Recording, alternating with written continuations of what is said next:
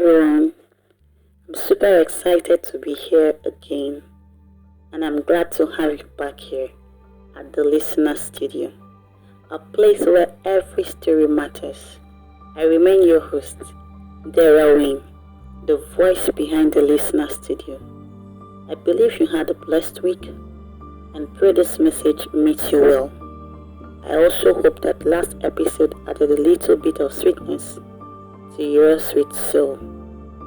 I officially welcome you to the second episode of the Listeners Studio.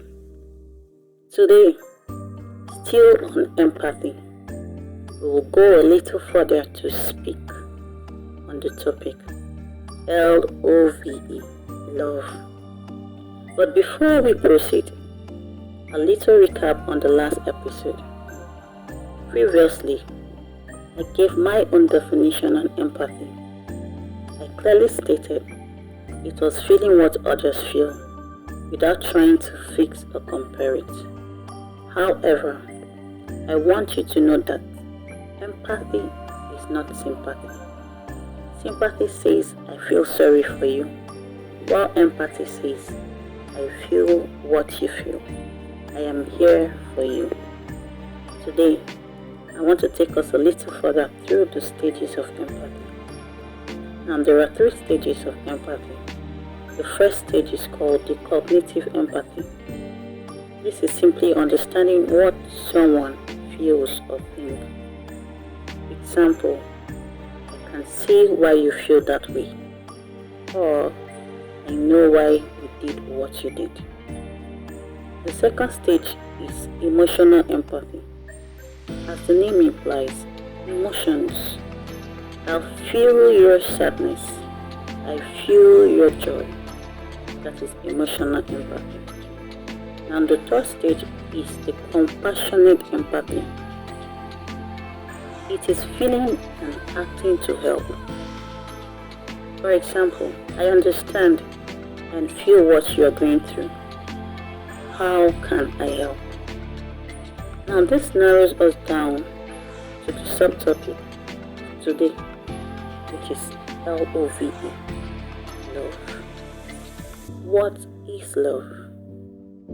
Now love is a strong positive emotion of regard and affection. Love is a strong positive emotion of regard and affection. As a Christian, I am very familiar with the phrase, God is love. And I am sure you must have heard that too. Empathy is the language of the heart. Love is its action. Love acts on empathy. When you love, you do not only understand someone's pain, but you care enough to want to ease the pain. You want to stay, you want to help out, and you want to forgive. The question here is, if God is love, how then does he express regard and affection towards humanity? God demonstrates his love to humanity in a very visible way through creating us in his own image and likeness. It is clearly stated in Genesis 1:26. Furthermore, it is of utmost importance to note that of all the love God demonstrates towards humanity, he lays emphasis on compassionate love, simply because he feels what we feel and understands what we understand. The exact same reason he sent Jesus to redeem humanity. And if you need more examples, you can read Mark 6:34. You will find out that Jesus had compassion on mankind before helping them out. The key word here is compassionate love. I know at this point you are eager to ask, how does this affect my daily life? Now, it is evident to note you cannot give what you do not have. You can't give love when you lack love. In Leviticus 19:18, God's word stated clearly, love your neighbor as you love yourself. In other words, you must love yourself first before you can relate love. Most of us are not certain if we truly love ourselves enough to love another. So you are a reflection of yourself. Your daily life and interactions with people is a reflection of your personality. We mirror ourselves, our background, our family and upbringing in our day-to-day activities. It is quite unfortunate that some persons have been emotionally battered, physically abused, and socially shut down.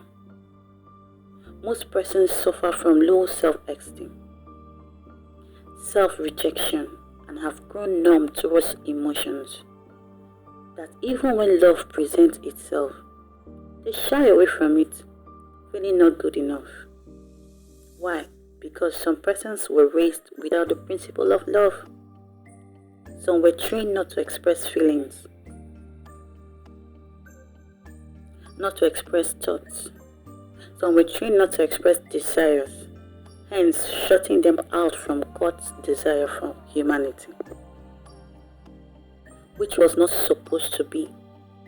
We were meant to be raised and nurtured to feel, to desire, and to express our God-human nature.